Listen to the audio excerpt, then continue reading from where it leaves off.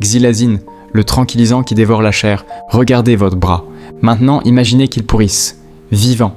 C'est exactement ce que documentent les hôpitaux américains depuis 2021. Depuis cette date, un nouveau nom terrifie les services d'urgence, le tranq.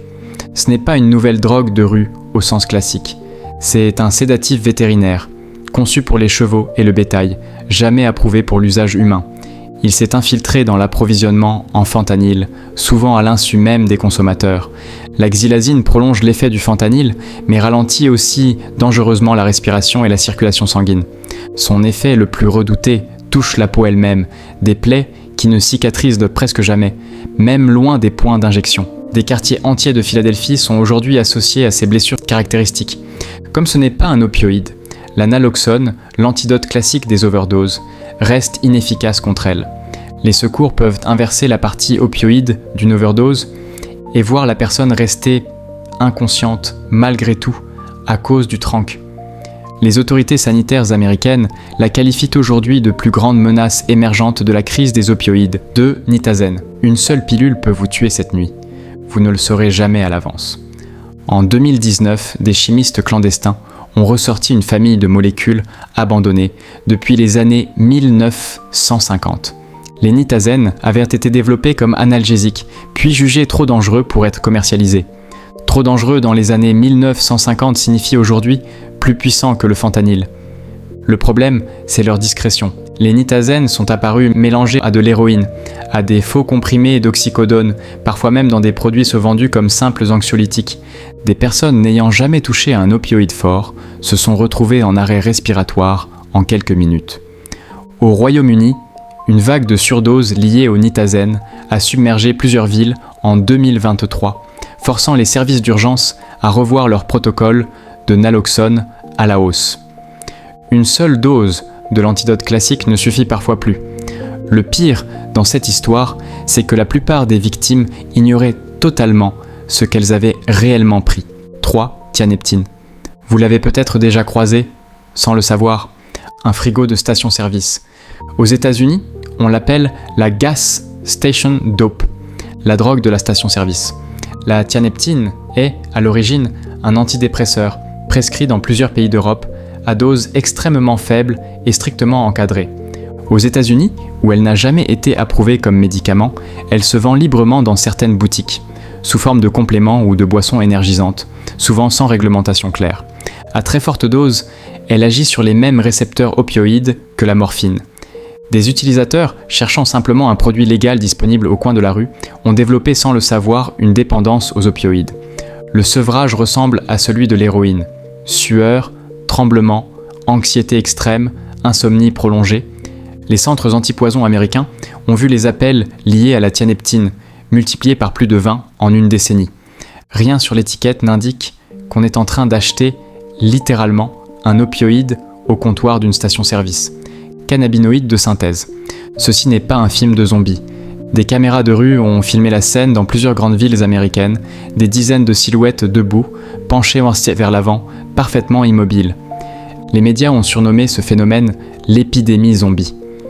4. Le spice, le K2, vendu depuis le milieu des années 2000 comme de l'encens légal, ces mélanges d'herbes séchées pulvérisées avec des cannabinoïdes synthétiques n'ont presque rien à voir avec le cannabis. Chaque nouvelle génération de molécules est conçue en laboratoire pour contourner les lois qui viennent d'interdire la précédente. Le résultat, personne, y compris souvent le vendeur, ne sait précisément ce qui se trouve dans le sachet.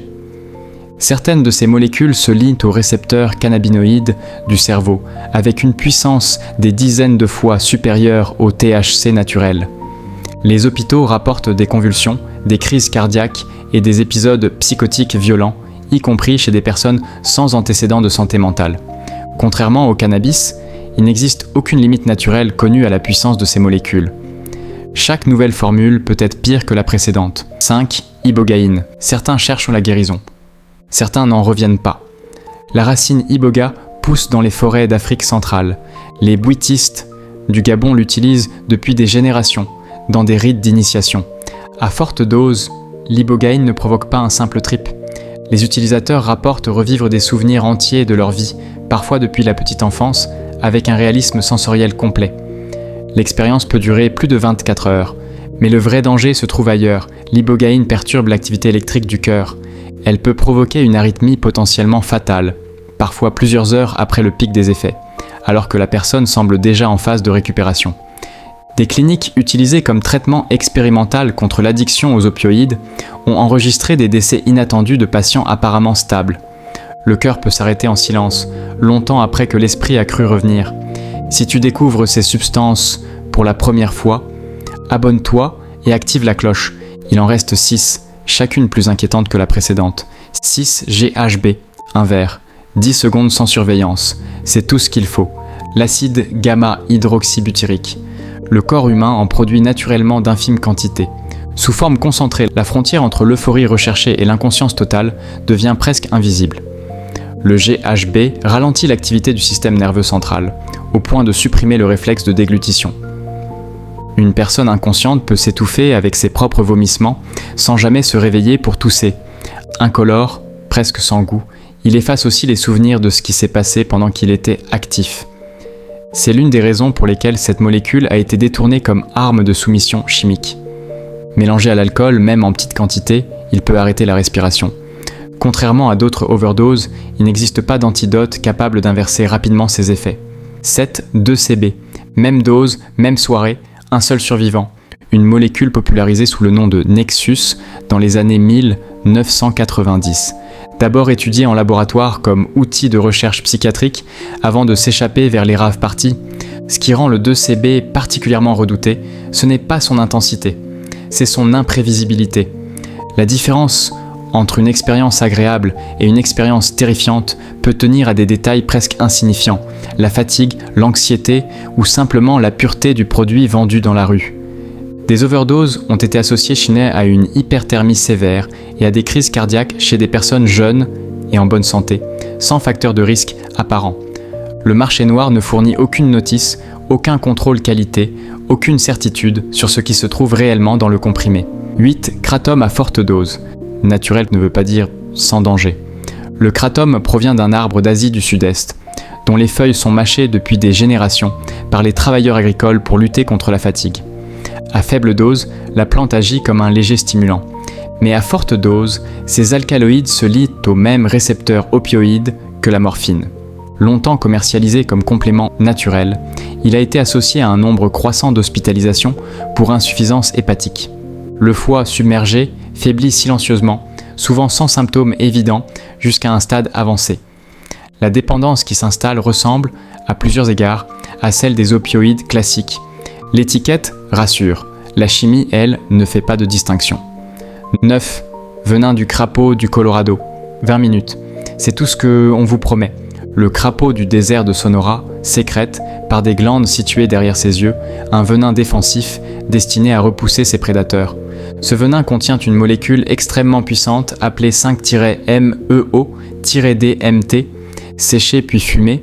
Il produit l'un des états psychédéliques les plus intenses jamais documentés, mais aussi l'un des plus brefs, parfois moins de 20 minutes. Les utilisateurs décrivent une dissolution complète du sentiment d'exister, en tant qu'individu séparé du reste de l'univers. Certains appellent cela une expérience mystique, d'autres en ressortent en état de choc psychologique durable. La molécule provoque aussi une hausse brutale de la tension artérielle et du rythme cardiaque. Chez des personnes présentant une fragilité cardiaque non diagnostiquée, l'expérience censée durer 20 minutes peut ne jamais se terminer normalement. 10. Purple Drank. Personne n'entend le dernier souffle. Un mélange de sirop contre la toux à base de codéine et de prométhazine associé à une boisson gazeuse sucrée. Popularisé dans la scène musicale de Houston dans les années 1990, il a longtemps semblé presque inoffensif. Juste un sirop, juste une couleur violette dans un verre. La codéine ralentit la respiration. La prométhazine amplifie cet effet dépresseur tout en épaississant dangereusement les sécrétions bronchiques. Combinés, les deux substances peuvent réduire la fréquence respiratoire à un niveau incompatible avec la vie, particulièrement pendant le sommeil. Plusieurs figures publiques de la scène musicale américaine sont mortes des suites d'une consommation prolongée.